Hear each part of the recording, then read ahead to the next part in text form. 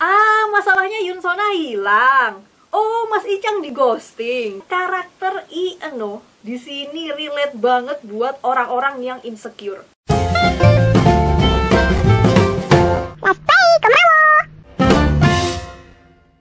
Love Struck in the City. Drama ini menceritakan kesibukan sekaligus kisah cinta 6 orang yang menjadi 3 pasang kekasih. Park Jae-won adalah seorang pria yang baik, romantis, dan berprofesi sebagai arsitek. Suatu saat dia cuti dari pekerjaannya dan berlibur sendirian. Park Jae-won berencana menghabiskan waktunya untuk melakukan hal yang diimpikannya sejak dulu, yaitu berselancar setiap hari dan tidur di mobil camping. Setelah sampai di Yangyang, daerah tempat dia berlibur, Park Jae-won dijemput oleh wanita yang bernama Yoon Sona dan diantarkan ke tempat tujuan. Yoon Sona dikenal sebagai seorang pelayan kafe dan pemandu wisata.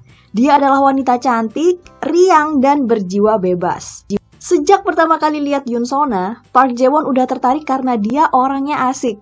Mereka jadi semakin dekat karena sering menghabiskan waktu bersama. Yoon Sona ngajarin Park Jae-won nyetir mobil camping dan Park Jae-won ngajarin Yoon Sona berselancar. Seiring berjalannya waktu, Yoon Sona dan Park Jae-won makin kenal satu sama lain dan akhirnya pacaran.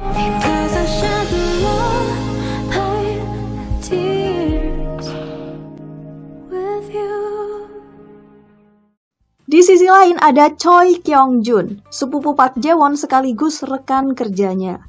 Kyung-jun punya pacar bernama Rini yang punya banyak pekerjaan tapi semua itu pekerjaan paruh waktu.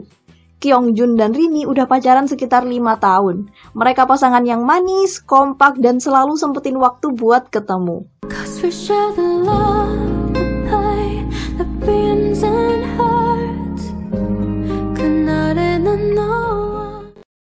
Selanjutnya Kang Gon. Dia adalah penulis novel yang juga merupakan sahabatnya Rini. Hidup Kang Gon santai banget dan dia udah jomblo sekitar 2 tahun. Meskipun begitu, kadang dia suka inget sama mantannya yang bernama Oh Son Young, cewek keren yang berprofesi sebagai guru olahraga. Oh Son Young adalah tipe wanita yang gampang jatuh cinta tapi hubungannya jangka pendek. Dia orangnya cuek, kasar, dan dulu sering marah-marah karena cemburu sama 2 sahabat perempuannya Kang Gon. Meskipun udah putus, dia juga masih suka mikirin Kang Gon.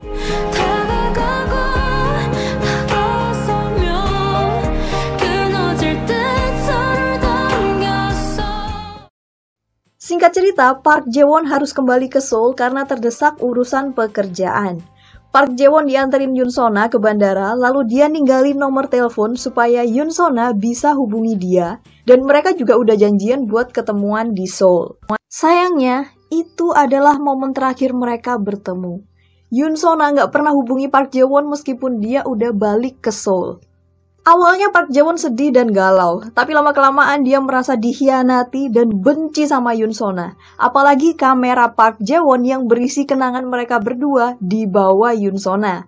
Karena hal ini, Park Jae-won menjuluki Yoon Sona sebagai si pencuri kamera. Dia bahkan melaporkan Yoon Sona ke polisi atas kasus pencurian kamera.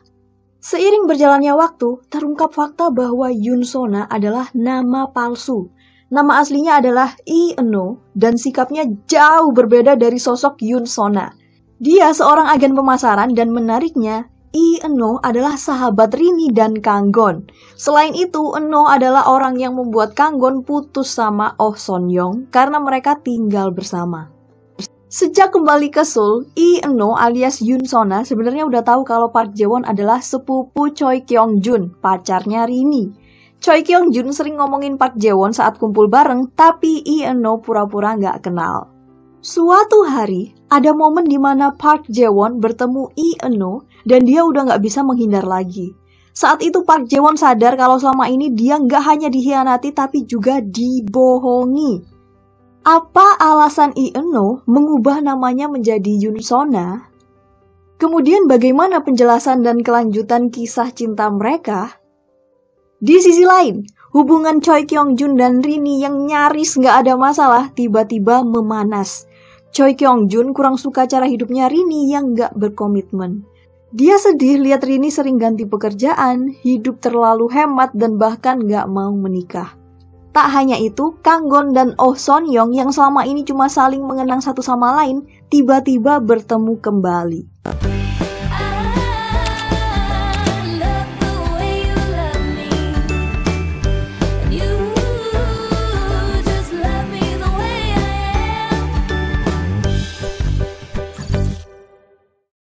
Drama ini dikemas secara unik, semacam wawancara dan drama dokumenter gitu. Jadi keenam pemeran yang berada di perkotaan ini beraktivitas sehari-hari sambil menjawab pertanyaan seputar kehidupan percintaan mereka.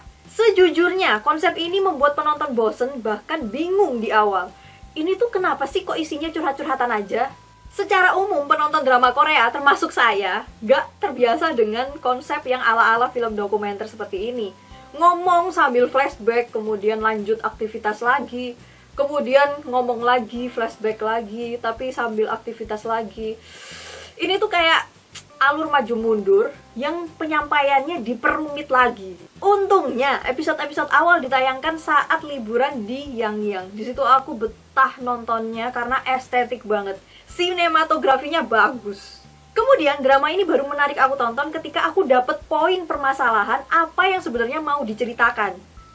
Masalahnya Yunsona hilang. Oh, Mas Icang di ghosting. Oke, setelah itu aku enjoy nontonnya. Bahkan konsep wawancara ini terasa semakin menarik.